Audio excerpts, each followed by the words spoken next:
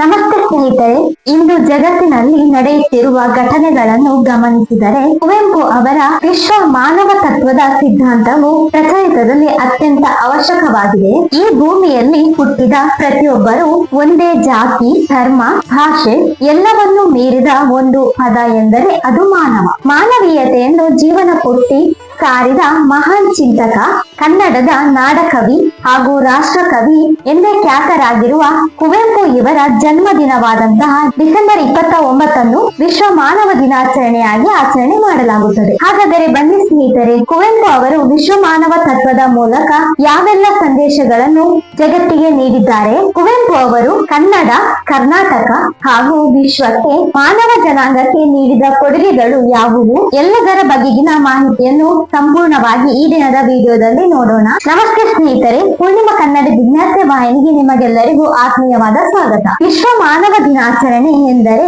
ಮಾನವೀಯತೆ, ಸಮಾನತೆ, ಸಹಾನುಭೂತಿ, ಶಾಂತಿ ಮತ್ತು ವಸುದೈವ ಕುಟುಂಬಕಂ ಅಂದರೆ ವಿಶ್ವವೇ ಒಂದು ಕುಟುಂಬ ಎಂದು ವಿಶ್ವ ಬಂಧುತ್ವವನ್ನು ಸಾರುವ ದಿನ.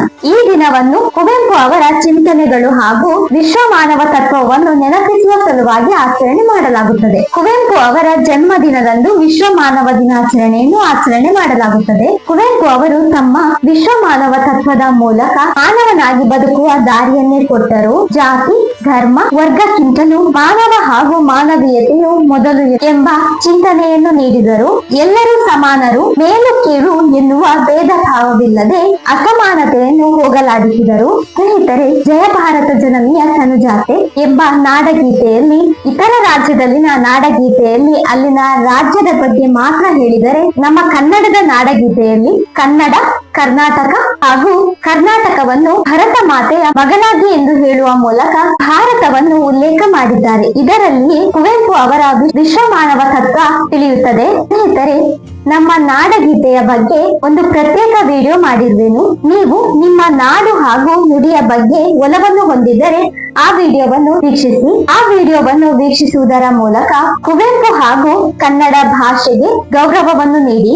ವಿಡಿಯೋದ ಲಿಂಕ್ ಐ ಕಾರ್ಡ್ ನಲ್ಲಿ ನೀಡಿದ್ದೇನೆ. ಕುವೆಂಪು ಎಂದ ತಕ್ಷಣ ನಮಗೆ ಮೊದಲು ನೆನಪಾಗುವುದೇ ಕನ್ನಡ. ಕುವೆಂಪು ಅವರು ಅವರಷ್ಟೇ ಕನ್ನಡವನ್ನು ಪ್ರೀತಿಸಲಿಲ್ಲ, ಅದರ ಜೊತೆಗೆ ಕನ್ನಡವನ್ನು ವಿಶ್ವಮಾನ್ಯವನ್ನಾಗಿ ಮಾಡಲು ಏನೆಲ್ಲ ಮಾಡಬೇಕು ಅದನ್ನೆಲ್ಲ ಕುವೆಂಪು ಅವರು ಮಾಡಿದ್ದಾರೆ. ಸಾವಿರಾರು ಲಕ್ಷಾಂತರ ಜನರು ಕನ್ನಡವನ್ನು ಪ್ರೀತಿಸಲು ಏನೆಲ್ಲ ಮೌಲ್ಯಗಳು ಬೇಕು ಅದನ್ನು ಕುವೆಂಪುರವರು ನೀಡಿದ್ದಾರೆ. ಎಲ್ಲಾದರೂ ಇರು, ಎಂತಾದರೂ ಇರು, ಎಂದೆಂದಿಗೂ ನೀ ಕನ್ನಡವಾಗಿರು. ಎಂತಹ ಅದ್ಭುತವಾದ ಮಾತಿನ ಸಾಲುಗಳಲ್ಲವೇ? ಈ ಮಾತು ಸಾಕಲ್ಲವೇ ಕನ್ನಡಿಗರಿಗೆ ಕನ್ನಡದ ಮೇಲೆ ಪ್ರೀತಿ ಹೆಚ್ಚಾಗಲು? ಕನ್ನಡವೇ ಸತ್ಯ, ಕನ್ನಡವೇ ನಿತ್ಯ ಎಂದು ಸಾರಿದವರು ರಾಷ್ಟ್ರಕವಿ ಕುವೆಂಪು ಅವರು. ಉಳಿದೆಲ್ಲವುಗಳು ಮಿಥ್ಯ ಎಂದರೆ ಸುಳ್ಳು ಎಂದು ಹೇಳಿದರು. ಇವರೇ ಒಂದು ಕಡೆ ಬಹಳ ಚೆನ್ನಾಗಿ ಹೇಳುತ್ತಾರೆ, ಕನ್ನಡಕ್ಕಾಗಿ ಕೈ ಎತ್ತು ನಿನ್ನ ಕೈ ಕಲ್ಪವೃಕ್ಷವಾಗುತ್ತದೆ ಎಂದು. ಕಲ್ಪವೃಕ್ಷ ಎಂದರೆ ಬೇಡಿದ್ದನ್ನೆಲ್ಲ ಕೊಡುವಂತದ್ದು. ಕನ್ನಡಕ್ಕಾಗಿ ಕೊರಳೆತ್ತು ಅಲ್ಲಿ ಪಾಂಚಜನ್ಯ ಮೂಡುತ್ತದೆ. ಕನ್ನಡಕ್ಕಾಗಿ ಕಿರುಬೆರಳು ಎತ್ತಿದರೂ ಸಾಕು, ಇಂದು ಅದೇ ಗೋವರ್ಧನ ಗಿರಿಯಾಗುತ್ತದೆ ಎಂದು ಹೇಳುವ ಮೂಲಕ ಕನ್ನಡಕ್ಕಾಗಿ ನಮ್ಮ ತನು, ಮನ, ಧನ ಎಲ್ಲವೂ ಅರ್ಪಿತವಾಗಿರಬೇಕು. ಹಾಗೂ ಯಾಕೆ ಅರ್ಪಿಸಬೇಕು ಎಂಬುದನ್ನು ಕುವೆಂಪು ಅವರು ಹೇಳಿದರು. ಸ್ನೇಹಿತರೆ, ಕುವೆಂಪು ಅವರು ಕನ್ನಡದ ಕವಿ ಎಂದ ಮಾತ್ರಕ್ಕೆ ಈ ಎಲ್ಲ ವಿಷಯಗಳನ್ನು ಹೇಳುತ್ತಿಲ್ಲ. ಕನ್ನಡದ ಹಿರಿಮೆಯನ್ನು ವಿಶ್ವಕ್ಕೆ ಸಾರಿದವರು ಕುವೆಂಪು ಅವರು. ಸ್ನೇಹಿತರೆ, ಕನ್ನಡದ ಸಾಹಿತ್ಯ ಸರಸ್ವತಿ ಎಷ್ಟು ಶ್ರೀಮಂತ ಎಂದು ತಮ್ಮ ಕವನದ ಮೂಲಕ ಹೇಳಿದ್ದಾರೆ. ಅದು ಹೇಗೆ ಎಂದರೆ, ನೃಪತುಂಗನೇ ಚಕ್ರವರ್ತಿ, ಪಂಪನಲ್ಲಿ ಮುಖ್ಯಮಂತ್ರಿ, ರನ್ನ, ಜನ್ನ, ನಾಗವರ್ಮ, ರಾಘವಾಂಕ, ಹರಿಹರ, ಬಸವೇಶ್ವರ, ನಾರಣಪ್ಪ, ಸರ್ವಜ್ಞ, ಷಡಕ್ಷರ, ಸರಸ್ವತಿಯೇ ರಚಿಸಿದೊಂದು ನಿತ್ಯ ಸಚಿವ ಮಂಡಲ ಎಂದು ತಮ್ಮ ಕವಿತೆಯಲ್ಲಿ ಕನ್ನಡ ನಾಡಿನ ಇತಿಹಾಸ ಪರಂಪರೆಯನ್ನು ಒಟ್ಟಿನಲ್ಲಿ ನೆನೆಯುತ್ತಾ ಈ ಹಿಂದಿನ ಕನ್ನಡದ ಎಲ್ಲಾ ಪ್ರಮುಖ ಕವಿಗಳನ್ನು ನೆನಪಿಸಿಕೊಳ್ಳುತ್ತಾ ಕರ್ನಾಟಕದ ಶ್ರೇಷ್ಠ ಧೀಮಂತ ವ್ಯಕ್ತಿಗಳನ್ನು ಸ್ಮರಿಸುತ್ತಾ ಇವರೆಲ್ಲರನ್ನು ಸೇರಿಸಿಕೊಂಡು ಸರಸ್ವತಿಯೇ ರಚಿಸಿದಂತಹ ನಿತ್ಯ ಸಚಿವ ಮಂಡಲ ಎಂದು ಎಷ್ಟು ಸುಂದರವಾಗಿ ಹೇಳುತ್ತಾರೆ. ಇದರಲ್ಲಿ ಕನ್ನಡ ಸಾಹಿತ್ಯಕ್ಕೆ ಬಂದಿರುವ ಕೊಡುಗೆಗಳನ್ನು ಒಟ್ಟಿನಲ್ಲಿ ಸ್ಮರಿಸುತ್ತಾರೆ. ಎಷ್ಟು ಚೆನ್ನಾಗಿ ಹೇಳ್ತಾರೆ. ನಿತ್ಯ ಸಚಿವ ಮಂಡಲ ಅಂದರೆ ಆ ಸಚಿವ ಮಂಡಲದಲ್ಲಿ ಬದಲಾವಣೆ ಇಲ್ಲ, ಅದು ಯಾವತ್ತಿಗೂ ಇರುವಂತಹ ನಿತ್ಯ ಸಚಿವ ಮಂಡಲ ಎಂದು ಕರೆಯುತ್ತಾರೆ. ಈಗಿನ ಸಚಿವ ಮಂಡಲದಲ್ಲಿ ದಿನಕ್ಕೊಂದು ಬದಲಾವಣೆ ಆಗುತ್ತಿರುತ್ತದೆ. ಸ್ನೇಹಿತರೆ, ಕುವೆಂಪು ಅವರು ನಮಗೆ ಯಾಕೆ ಬೇಕು ಎಂದರೆ, ಮೊದಲನೆಯದು ಅವರ ಕನ್ನಡ ಪ್ರೇಮ, ಇನ್ನು ಎರಡನೆಯದು ಅವರ ಪ್ರಕೃತಿ ಪ್ರೇಮ. ಸ್ನೇಹಿತರೆ, ಪ್ರಾಯಶಃ ಕನ್ನಡದಲ್ಲಿ ಪ್ರಕೃತಿಯನ್ನು ಅವರಷ್ಟು ವರ್ಣಿಸಿದವರು ಬೇರೆ ಯಾವ ಕವಿಗಳು ಇರಲಿಕ್ಕಿಲ್ಲ. ಇದಕ್ಕೆ ಪ್ರಮುಖ ಕಾರಣ ಅವರ ಜೀವನದ ಅನುಭವ. ಅವರು ಮಲೆನಾಡಿನವರಾದದ್ದರಿಂದ ದಟ್ಟವಾದ ಕಾಡು ಹಾಗೂ ಸೌಂದರ್ಯ ತುಂಬಿದ ಪ್ರಕೃತಿಯಲ್ಲಿ ಜೀವನ ಕಳೆದದ್ದರಿಂದ ಅವರ ಅನುಭವದ ಮಾತುಗಳು ಸಹ ಕವಿತೆಯಲ್ಲಿ ಮೂಡಿ ಬಂದಿವೆ. ಹಾಗಾಗಿಯೇ ಕುವೆಂಪು ಅವರನ್ನ ಕನ್ನಡದ ವರ್ಡ್ಸ್ವರ್ತ್ ಎಂದು ಕರೆಯಲಾಯಿತು. ಕುವೆಂಪು ಅವರನ್ನ ಕಾಡಿನ ಕವಿ, ಮಲೆನಾಡಿನ ಕವಿ ಎಂದು ಕರೆಯಲಾಯಿತು. ಕುವೆಂಪು ಅವರೇ ಬಹಳ ಚೆನ್ನಾಗಿ ಬರೀತಾರೆ. ಮಲೆನಾಡು ನನ್ನ ತಾಯಿಯ ಮನೆ, ಕಾಡು ತನ್ನ ದೇವರ ಬೀಡು ಎಂದು ಬರೆದಿದ್ದಾರೆ. ಕುವೆಂಪು ಅವರಿಂದ ನಾವು ಪ್ರಕೃತಿ ಪ್ರೇಮ ಹಾಗೂ ನಿಸರ್ಗವೇ ಸ್ವರ್ಗ ಎಂಬ ತತ್ವಗಳನ್ನು ಕಂಡುಕೊಳ್ಳುತ್ತೇವೆ. ಸ್ನೇಹಿತರೆ, ಎಲ್ಲದಕ್ಕಿಂತಲೂ ಹೆಚ್ಚಿನದಾಗಿ ಅವರಲ್ಲಿ ಇದ್ದಂತಹ ಮಾನವ ಪ್ರೇಮ. ಇದೇ ಮಾನವ ಪ್ರೇಮದ ತತ್ವವನ್ನು ವಿಶ್ವಕ್ಕೆ ನೀಡುತ್ತಾರೆ. ಅದು ತಮ್ಮ ಕವಿತೆಯ ಮೂಲಕ ಹಾಗೂ ತಮ್ಮ ಸಾಹಿತ್ಯದ ಚಳವಳಿಯ ಮೂಲಕ. ಯಾರು ಮೇಲಲ್ಲ ಯಾರು ಕೀಳಲ್ಲ ಎನ್ನುವ ಭೇದ ಭಾವವನ್ನು ಹೋಗಲಾಡಿಸಿದರು. ಗುಡಿ, ಚರ್ಚು, ಮಸೀದಿಗಳನ್ನೆಲ್ಲ ಬಿಟ್ಟು ಹೊರಬನ್ನಿ, ನೂರು ದೇವರನ್ನೆಲ್ಲ ನೂಕಾಚೆ ದೂರ, ಭಾರತಾಂಬೆಯೇ ದೇವರು ನಮಗೆಂದು ಪೂಜಿಸೋಣ ಬಾರ ಎಂದು ಹೇಳುವ ಮೂಲಕ ಅವರಲ್ಲಿ ಇದ್ದಂತಹ ಮಾನವ ಪ್ರೇಮವನ್ನು, ಆ ಮಾನವ ಪ್ರೇಮದಿಂದಲೇ ವಿಶ್ವ ಮಾನವ ಸಿದ್ಧಾಂತ ಹುಟ್ಟಿಕೊಂಡಿತು. ನಾವೆಲ್ಲ ಒಂದೇ ತಾಯಿಯ ಮಕ್ಕಳು ಎಂದು ತಿಳಿಸಿಕೊಟ್ಟರು.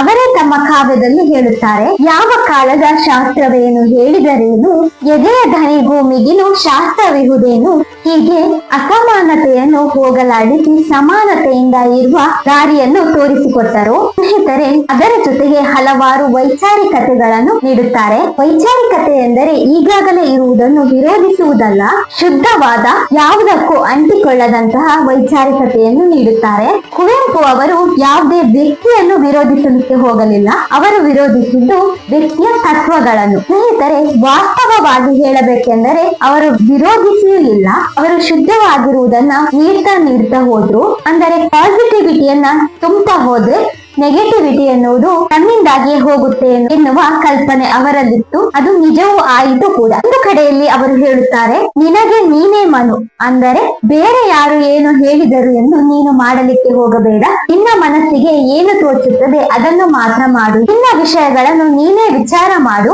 ವೈಚಾರಿಕತೆಯನ್ನು ಬೆಳೆಸಿಕೊಳ್ಳುತ್ತಾ ಬಾ ಎಂದು ಹೇಳುತ್ತಾರೆ. ಸ್ನೇಹಿತರೆ, ಇನ್ನು ಮೈಸೂರನ್ನು ಕರ್ನಾಟಕದ ಸಾಂಸ್ಕೃತಿಕ ನಗರವನ್ನಾಗಿ ಮಾಡುವಲ್ಲಿ ಹಾಗೂ ಶೈಕ್ಷಣಿಕ ನಗರವನ್ನಾಗಿ ಮಾಡುವಲ್ಲಿ ಕುವೆಂಪು ಅವರ ಪಾತ್ರ ಬಹಳ ದೊಡ್ಡದು. ಕುವೆಂಪು ಅವರ ಕನಸಿನ ಕೂಸು ಎಂದೇ ಮಾನಸ ಗಂಗೋತ್ರಿಯನ್ನು ಹೇಳಲಾಗುತ್ತದೆ. ಕರ್ನಾಟಕಕ್ಕೆ ಸರಿಯಾದ ಶಿಕ್ಷಣವನ್ನು ನೀಡಲೆಂದು ಮಾನಸ ಗಂಗೋತ್ರಿಯನ್ನು ಕನ್ನಡಕ್ಕಾಗಿ ಕೊಡುಗೆ ನೀಡುತ್ತಾರೆ. ಒಂದು ಶಿಷ್ಯ ಕೋಟಿಯನ್ನು ಸ್ಥಾಪನೆ ಮಾಡುವುದರ ಮೂಲಕ ಶಿಷ್ಯ ಪರಂಪರೆಯನ್ನು ಸ್ಥಾಪಿಸಿದರು. ಎ.ಆರ್. ಕೃಷ್ಣಶಾಸ್ತ್ರಿ, ಪಿ.ಎಂ. ಶ್ರೀಕಂಠಯ್ಯ ಇವರ ಶಿಷ್ಯರಾಗಿ ಕುವೆಂಪು ಅವರು, ಇವರ ನಂತರ ಇವರ ಶಿಷ್ಯರಾಗಿ ಹಲವಾರು ಜನರು ಬರುತ್ತಾರೆ. ರಾಮಾಯಣ ದರ್ಶನಂ ಮಹಾಕಾವ್ಯ ಬರೆದ ನಂತರ ಆ ಇಡೀ ಕಾವ್ಯವನ್ನು ತಮ್ಮ ಗುರುಗಳಾದಂತಹ ಎ.ಆರ್. ಕೃಷ್ಣಶಾಸ್ತ್ರಿ ಅವರಿಗೆ ಅರ್ಪಿಸುತ್ತಾರೆ. ಅವರು ಹೇಗೆ ತಮ್ಮ ಗುರುಗಳನ್ನು ಪೂಜಿಸುತ್ತಾ ಬಂದರು, ಹಾಗೆಯೇ ಅವರ ನಂತರ ಬಂದಂತಹ ಅವರ ಶಿಷ್ಯರು ಸಹ ಅವರಿಗೆ ಗೌರವವನ್ನು ನೀಡುತ್ತಾರೆ. ಈ ರೀತಿಯಲ್ಲಿ ಉನ್ನತ ಶಿಕ್ಷಣ ಹಾಗೂ ಮೌಲ್ಯಾಧಾರಿತ ಶಿಕ್ಷಣವನ್ನು ನೀಡುವಲ್ಲಿ ಕುವೆಂಪು ಅವರ ಪಾತ್ರ ಮಹತ್ವದ್ದು. ಸ್ನೇಹಿತರೆ, ಇನ್ನು ಮಹಾಕಾವ್ಯಗಳ ಯುಗವೇ ಮುಗಿಯಿತು ಎನ್ನುವಷ್ಟರಲ್ಲಿ ಇನ್ನು ಯಾರು ಮಹಾಕಾವ್ಯವನ್ನು ರಚಿಸುವುದಿಲ್ಲ ಎನ್ನುವಂತಹ ಸಂದರ್ಭದಲ್ಲಿ ರಾಮಾಯಣ ದರ್ಶನಂ ಎಂಬ ಮಹಾಕಾವ್ಯವನ್ನು ನೀಡುತ್ತಾರೆ. ಅದ್ಭುತವಾದ ಕೃತಿ. ಒಬ್ಬ ಕವಿ ರಾಮಾಯಣದ ನೈಜ ಕಥೆಗೆ ಚ್ಯುತಿ ಬರದಂತೆ ಅದನ್ನು ಹೇಗೆ ಜನಗಳಿಗೆ ಅರ್ಥವಾಗುವ ರೀತಿಯಲ್ಲಿ ಇಡಬಹುದು ಎಂಬುದನ್ನು ರಾಮಾಯಣ ದರ್ಶನಂ ಕೃತಿಯ ಮೂಲಕ ತೋರಿಸಿಕೊಟ್ಟಿದ್ದಾರೆ. ಆ ಕೃತಿಯಲ್ಲಿ ಬರುವಂತಹ ಮಂಡೋದರಿಯ ಪಾತ್ರ ಹೇಗಿದೆ, ಮಂಥರೆಯ ಪಾತ್ರ ಹೇಗಿದೆ, ಹಾಗೆಯೇ ರಾಮನು ಸಹ ಅಗ್ನಿ ಪರೀಕ್ಷೆಗೆ ಹೇಗೆ ಒಳಗಾಗುತ್ತಾನೆ ಎಂಬುದನ್ನು ದಾರ್ಶನಿಕವಾಗಿ ತಿಳಿಸಿಕೊಟ್ಟಿದ್ದಾರೆ. ಈ ರೀತಿಯಲ್ಲಿ ಮಹಾಕಾವ್ಯ ಪರಂಪರೆಯನ್ನು ಮತ್ತೆ ಆರಂಭಿಸಿದ ಕೀರ್ತಿ ಕುವೆಂಪು ಅವರಿಗೆ ಸಲ್ಲುತ್ತದೆ. ಸ್ನೇಹಿತರೆ, ಕುವೆಂಪು ಅವರಲ್ಲಿ ಆಧ್ಯಾತ್ಮದ ಒಂದು ಹಸಿವು ಇತ್ತು. ಆಧ್ಯಾತ್ಮದ ಕುರಿತು ಒಂದು ಚಿಲುಮೆ ಅಥವಾ ಕೊರತೆ ಇತ್ತು. ಅದಕ್ಕಾಗಿಯೇ ಸ್ವಾಮಿ ವಿವೇಕಾನಂದ ವಿವೇಕಾನಂದ ಹಾಗೂ ಅವರ ಗುರುಗಳಾದಂತಹ ರಾಮಕೃಷ್ಣ ಪರಮಹಂಸರ ಬಗ್ಗೆ ಪ್ರತ್ಯೇಕ ಪುಸ್ತಕಗಳನ್ನು ಬರೆದಿದ್ದಾರೆ. ಶುದ್ಧ ಆಧ್ಯಾತ್ಮಿಕತೆಯನ್ನು ಅವರದೇ ಒಂದು ಕಾವ್ಯ ಇದೆ ಅಲ್ಲವಾ, ಆನಂದಮಯ ಈ ಜಗದೃದಯ ಎಂದು ಹೇಳುವುದರ ಮೂಲಕ ತಿಳಿಸಿಕೊಟ್ಟಿದ್ದಾರೆ. ಈ ಎಲ್ಲ ಆದರ್ಶಗಳನ್ನು ಹಾಗೂ ಮೌಲ್ಯಗಳನ್ನು ಹೊಂದಿರುವ ಕುವೆಂಪು ಅವರು ನಮಗೆಲ್ಲರಿಗೂ ವಿಶ್ವ ಒಂದರಾಗುತ್ತಾರೆ. ಈಗ ಅಲ್ಲ, ಇನ್ನೂ ಹಲವು ವರ್ಷಗಳು ಕಳೆದರೂ ಕುವೆಂಪು ಅವರು ನಮಗೆ ಯಾಕೆ ಪ್ರಸ್ತುತರಾಗುತ್ತಾರೆ ಎಂಬುದಕ್ಕೆ ಈ ಎಲ್ಲ ವಿಷಯಗಳು ಸಾಕಲ್ಲವೇ. ರವೀಂದ್ರನಾಥ ಠಾಗೂರ್ ಇವರಿಗೆ ರಾಷ್ಟ್ರಕವಿ ಎನ್ನುವ ಬಿರುದು ಇತ್ತು. ಕನ್ನಡ ಸಾಹಿತ್ಯದ ಹಲವಾರು ವಿಮರ್ಶಕರು ಹಾಗೂ ಪಂಡಿತರುಗಳು ರವೀಂದ್ರನಾಥ ಠಾಗೂರರ ನಂತರ ರಾಷ್ಟ್ರಕವಿ ಎನ್ನುವ ಬಿರುದನ್ನು ಹೊಂದಲು ಅರ್ಹರಿರುವವರು ಇದ್ದಾರೆ ಎಂದರೆ ಅದು ಕುವೆಂಪು ಅವರು ಎಂದು ಹೇಳುತ್ತಾರೆ. ಸ್ನೇಹಿತರೆ, ಆ ಸಂದರ್ಭದಲ್ಲಿ ಕುವೆಂಪು ಅವರು ಸಾಹಿತ್ಯ ಲೋಕಕ್ಕೆ ಪಾದಾರ್ಪಣೆ ಮಾಡಿದ್ದು ಅಷ್ಟೇ. ಆ ಸಂದರ್ಭದಲ್ಲಿಯೇ ಅವರಿಗೆ ರಾಷ್ಟ್ರಕವಿ ಆಗುವ ಅರ್ಹತೆ ಇದೆ ಎಂದು ಹಲವಾರು ಜನರು ಹೇಳುತ್ತಾರೆ. ಕನ್ನಡಕ್ಕೆ ಮೊದಲ ಜ್ಞಾನಪೀಠ ಪ್ರಶಸ್ತಿಯನ್ನು ದೊರಕಿಸಿಕೊಟ್ಟವರು ಸಹ ಕುವೆಂಪು ಇವರೇ. ಸ್ನೇಹಿತರೆ, ಇವರ ಕಾಲದಲ್ಲಿಯೇ ಕವಿಯಾಗಿದ್ದಂತಹ ದ ರಾ ಬೇಂದ್ರೆ ಇವರು ಕುವೆಂಪು ಅವರನ್ನು ಯುಗದ ಕವಿ, ಜಗದ ಕವಿ ಎಂದು ಹೇಳಿದ್ದಾರೆ. ಈ ರೀತಿಯ ಹೇಳಿಕೆಯನ್ನು ಇನ್ನೋರ್ವ ಕವಿ ನೀಡುವುದು ಬಹುದೊಡ್ಡ ಮಾತೆ ಎಂದು ಹೇಳಬಹುದು. ಇವರ ಮಂತ್ರ ಮಾಂಗಲ್ಯ ಎಂಬ ಪುಸ್ತಕದಲ್ಲಿನ ನೀತಿಗಳು ಮಾನವ ಕುಲಕ್ಕೆ ಹಲವಾರು ಸಂದೇಶಗಳನ್ನು ನೀಡುತ್ತವೆ. ಇವರು ತಮ್ಮ ಮಗನಾದಂತಹ ಪೂರ್ಣಚಂದ್ರ ತೇಜಸ್ವಿ ಅವರ ವಿವಾಹವನ್ನು ಸಹ ಮಂತ್ರ ಮಾಂಗಲ್ಯದಂತೆಯೇ ಮಾಡಿದ್ದಾರೆ. ಇವರ ಬಳಿ ಅಷ್ಟೊಂದು ಹಣ, ಆಸ್ತಿ ಎಲ್ಲವೂ ಇದ್ದರೂ ಸಹ ಆಡಂಬರದ ಶ್ರೀಮಂತಿಕೆಯನ್ನು ತೋರಿಸದೆ ಜನಸಾಮಾನ್ಯರಂತೆ ಇರುವುದನ್ನು ವಿಶ್ವ ಮಾನವ ಸಂದೇಶವನ್ನು ತೋರಿಸಿಕೊಟ್ಟಿದ್ದಾರೆ. ಸ್ನೇಹಿತರೆ, ಮಾನವರಲ್ಲಿನ ಜಾತಿ, ಧರ್ಮ, ಭಾಷೆಗಳೆಂಬ ಗೋಡೆಯನ್ನು ಕೆಡವಿ ಮಾನವೀಯತೆಯ ಸೇತುವೆಯನ್ನು ನಿರ್ಮಿಸಿದಂತಹ ಮಹಾನ್ ಕುವೆಂಪು ಅವರ ಜನ್ಮದಿನವನ್ನು ಡಿಸೆಂಬರ್ 29ರಂದು ವಿಶ್ವ ಮಾನವ ದಿನಾಚರಣೆಯಾಗಿ ಆಚರಣೆ ಮಾಡಲಾಗುತ್ತದೆ. ಕುವೆಂಪು ಅವರ ವಿಶ್ವ ಮಾನವ ಸಂದೇಶವನ್ನು ನಮ್ಮ ಜೀವನದಲ್ಲಿ ಅಳವಡಿಸಿಕೊಳ್ಳುವ ಮೂಲಕ ನಾವು ನಿಜವಾದ ಮಾನವರು ಆಗುತ್ತೇವೆ. ಮಾನವೀಯತೆಯಿಂದ ಮಾತ್ರ ನಿಜವಾದ ವಿಶ್ವ ನಿರ್ಮಾಣವಾಗುತ್ತದೆ. ಆದ್ದರಿಂದ ವಿಶ್ವ ಮಾನವ ಸಂದೇಶವು ಇಂದಿನ ಜಗತ್ತಿಗೆ ಅಮೂಲ್ಯವೂ ಆಗಿದೆ, ಅದರ ಜೊತೆಗೆ ಅತ್ಯವಶ್ಯಕವೂ ಆಗಿದೆ. ಸ್ನೇಹಿತರೆ, ವಿಡಿಯೋದಲ್ಲಿನ ಮಾಹಿತಿಯು ನಿಮಗೆ ಹೇಗೆ ಅನ್ನಿಸಿತು? ನಿಮ್ಮ ಅಭಿಪ್ರಾಯ, ಅನಿಸಿಕೆಗಳನ್ನು ಕಮೆಂಟ್ ನಲ್ಲಿ ಹಂಚಿಕೊಳ್ಳಿ. ನಿಮಗೂ ಸಹ ಕುವೆಂಪು ಅವರ ಮಾತುಗಳು ನಿಮ್ಮ ಮನಸ್ಸಿಗೆ ಸ್ಪರ್ಶಿಸಿದರೆ ವಿಡಿಯೋಗೆ ಲೈಕ್ ಮಾಡಿ, ನಿಮ್ಮ ಆತ್ಮೀಯರಿಗೆ ವಿಡಿಯೋವನ್ನು ಶೇರ್ ಮಾಡಿ. ಹಾಗೆಯೇ ತಪ್ಪದೆ ಪೂರ್ಣಿಮಾ ಕನ್ನಡ ವಿದ್ಯಾರ್ಥಿ ವಾಹಿನಿಗೆ ದಯವಿಟ್ಟು ಸಬ್ಸ್ಕ್ರೈಬ್ ಮಾಡಿ. ಮುಂದಿನ ವಿಡಿಯೋದಲ್ಲಿ ಮತ್ತೆ ಇಂತಹದ್ದೇ ಕನ್ನಡದ ವಿಷಯದೊಂದಿಗೆ ಭೇಟಿಯಾಗೋಣ. ಅಲ್ಲಿಯವರೆಗೂ ಧನ್ಯವಾದಗಳು. ಕನ್ನಡದಲ್ಲಿ ಕಲಿಯೋಣ, ಕನ್ನಡದಲ್ಲಿ ಬೆಳೆಯೋಣ, ಜೊತೆಗೂಡಿ ಸಾಗೋಣ. ಜೈ ಕರ್ನಾಟಕ, ಜೈ ಹಿಂದ್.